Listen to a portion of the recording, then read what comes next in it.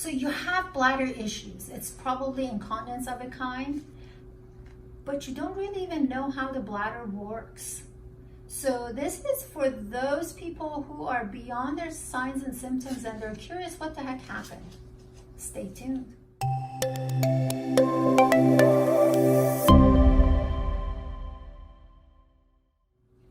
All right, so let's talk about the nerdy part of the bladder. I think it's always fun to understand this organ that you're having so many issues with. How does it even work? So imagine your bladder like a cone. Well, it's not a cone shape. Imagine, you know what the bladder looks like. It's almost like a cone at the top, but then it just kind of goes, narrows at the bottom where the pee comes out, the urethra. So the top portion of your bladder is actually a different kind of muscle. It's called a smooth muscle, and that smooth muscle's ability is to stretch. So when the smooth muscles are muscles you don't have a control over, so to speak. So like your uterus, your intestine, these are all smooth muscles. In the bladder, the top portion is a smooth muscle, so it can expand and hold a lot of urine. When it goes beyond its ability to expand, it starts contracting. When it starts contracting, the lower portion, which is the urethral sphincter, now relaxes.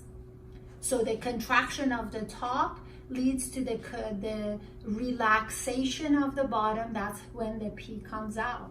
So all of these incontinence issues that we deal with, we need to understand the mechanism involved in the excretion and elimination of the urinary fluid.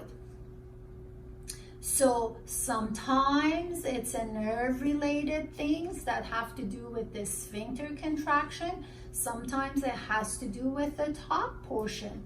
By the way, that is part of your autonomic nervous system. That's your sympathetic, parasympathetic. I promise I'm not going to make this any more nerdy than it is, but I feel like a lot of times people don't even know what the bladder is supposed to be doing or what the problem is.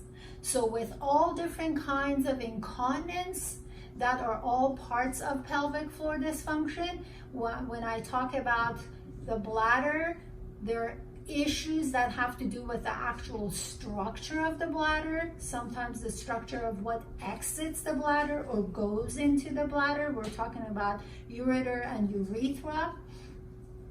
We're talking about the actual tissue of the bladder, maybe even chronic infection that causes problems with the bladder.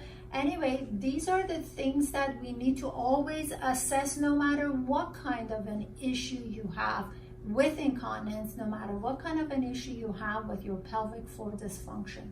If you have any questions, use one of the methods of contact in the description box to contact me. If you need any help, just make sure you contact the office and we'll look into your problem. Thanks for watching. Take care.